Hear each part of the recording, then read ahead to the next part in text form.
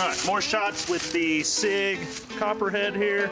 This thing's pretty sweet, pretty smooth shooting for how small it is. I thought it would have a little bit more snappiness to it, but it's not bad. It's also pretty dang heavy. Literally has just enough spot to put your hand up front there, and would be really nice suppressed. Here we go.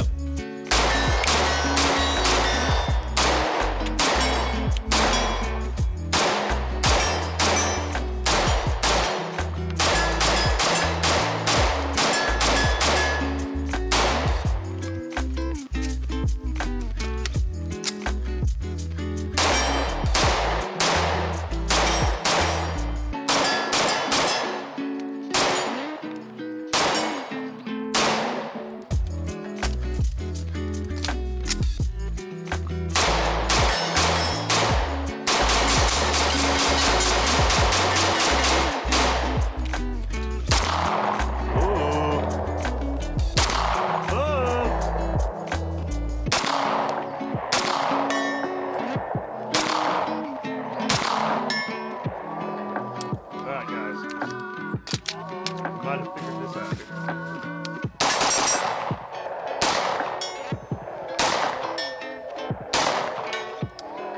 There we go.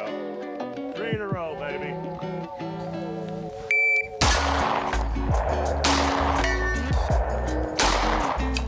Oh, I saw the hit.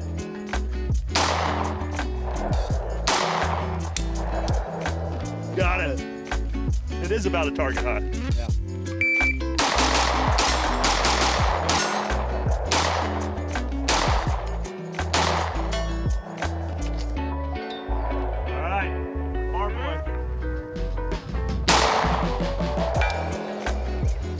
Got it.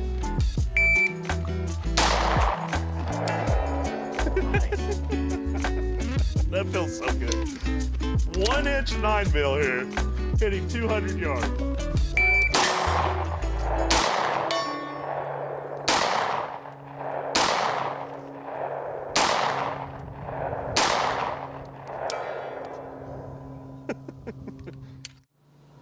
What's going on, everybody? Today we are talking about the Sig Sauer MPX Copperhead. This little itty bitty thing right here. But before I dive into this, I want to take a quick second and thank the sponsor of this video, and that being SMGA. SMGA has done an awesome job over the years providing us with a lot of the things that you see reviewed and the food to feed those things here on this channel. So we are all about them, and they are all about the community. So go support them guys at smga.com, sign up for that daily newsletter, and get information on their stores here in Knoxville and Sevierville, as well as their social media platforms. But diving into this one, guys, I'm going to start off by saying this could have been so much better than what it was. So I'm going to try to put aside all this hatred that I have for it in the beginning and give a unbiased review about the setup itself and the quality and the performance. So number one, this is one of the smallest PCCs or PDWs I've ever seen. Played with or held. It did not come with the SV Tactical Triangle folding brace. That was one I had here, so I was able to throw that on to give us a little bit more comfortability with this thing. But this is, they say, a 3.5-inch barrel with a integrated muzzle brake, a complete ambidextrous type of setup, and this run its own MPX style magazines. The MPX mags that we had 3 20-round mags. The mags were a little disappointing because I thought at least they were 25 rounders, a couple of them, but they weren't. So we had that going for us as well. So we had to reload 3 different mags every 60 rounds, basically. So that was always fun. But the setup here itself, guys, is completely ambidextrous. You have an ambidextrous safety selector, mag release, bolt catch, and ambidextrous charging handle here on the top. You do have a pick rail basically from the front of the handguard all the way to the back of the receiver itself here, and it is a monolithic receiver. So it's got that one-piece type of setup here, making it a little bit smoother type of setup and a little bit more reliable type of setup as well. You had plenty of rail space to mount an optic of your choice, but if you're going to go as far as mounting like a laser and a light, you may want to look into some other options. Or some different type of adapter setups for this thing. So in particular, me, I would have had a really hard time running a laser and an optic on this. I probably could have if I put the optic all the way back, the laser all the way against it, and I might have been able to fit one mod button up here on the front of this pick rail, or I might have had to go the old-fashioned way and just goon tape it to the handguard itself. I think this thing is lacking in one particular option, and it is something that I confirmed with several other people and got the pretty much the same opinion from a lot of these other people as well. This should be able to be suppressed, and the fact that it's not with this muzzle brake or this flash hider being basically permanently stuck onto that barrel kind of made a bad taste in my mouth from the very beginning. You guys that follow this channel know that we want to suppress pretty much anything we can, and how sweet would this have been if it could have been suppressed? I mean, we were able to hit 200 yards with this thing. This would have been a sweet night setup, a quiet night setup, I think, with some subs, and it was just a missed opportunity, I think, for that. So, you know, that's the bad taste that comes from this review for me. Please take that with a grain of salt, because that is just me being spoiled with the fact that we suppress pretty much everything we can.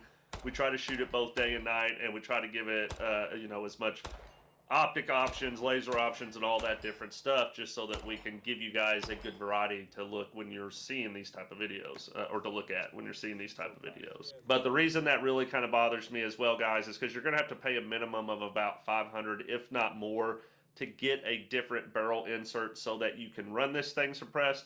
And that just doesn't sit well with me. Even though these things are running at a pretty good deal these days, I think MSRP on these are about $2,000. But if you guys were really looking out there, I think you can find them for under $1,500. Now that is without the brace, stock, whatever you guys decide to get it with. But if you guys were to get that for the steal of under $1,500 and then have to go pay another $500 for a barrel insert, there's a lot of other options out there for that kind of money that I think you could get with instead. So, you know, you do have these grooves here so that you have a wide variety of different type of stock brace setups that you can use, including that PDW style stock that does slide into it, kind of like the MP5s and stuff like that. MPX Copperhead. You know, it just leaves me wanting. It ran fine. It didn't have any malfunctions. We shot 500 rounds through this. It was kind of hard to shoot 500 rounds through it because it wasn't that fun. You know, this is a bedside truck gun, last resort type of thing, something that you put away and you kind of forget about. It's not something that I find myself shooting a lot at the range, especially with the fact that I can't really get it set up the way I would want. Now, again, this is me. With you guys, you might have a lot of other plans for this that have nothing to do with what I'm saying, and it could be the golden nugget for what you're looking for. But, you know, I like to try to give it that widest variety of range of possibilities when it comes to what you can use it for, and this one just didn't fit the bill for me, especially for the price. But did not have any malfunctions. It ate both steel case and I'm sorry, not steel case. It ate both subs, 124s and 115s. We tried a little bit of variety of different ammo, and I was with this Sig Romeo MSR able to hit 200 yards out there. So for a 3.5 inch barrel, I thought it was 1 inch, which is a longer muzzle brake, but a 3.5 inch barrel hitting at, you know, 200 yards, it's basically your CCW length. You know, that's your pistol length. So, but yeah, guys, that is it from us on this Sig MPX Copperhead. What do you think of this little one here? Do you guys have one? Do you plan on getting one? Have you had any issues with yours? We love hearing you guys' feedback, and we try to be as responsive as we can in the comments. I especially want to know if anybody's actually bought the barrel insert and got this thing shooting suppressed, and if it's had any issues when you went that route. But, you know, like I said, that is it for now, y'all. I appreciate every single one of you. Hit that subscribe button, share it with your friends, and as always, stay alert, stay alive. And did you know we're doing training here in East Tennessee? Pistol fundamentals, rifle fundamentals, and night vision introduction, guys. Come train with us, come build your circle, come build your skill. We'd love to have you, and until then, we'll see you on the range.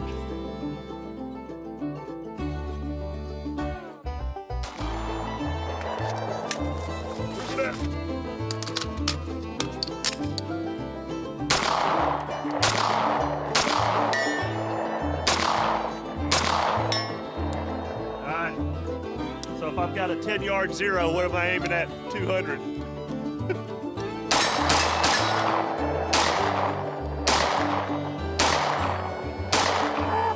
Say that, I miss. Try it again.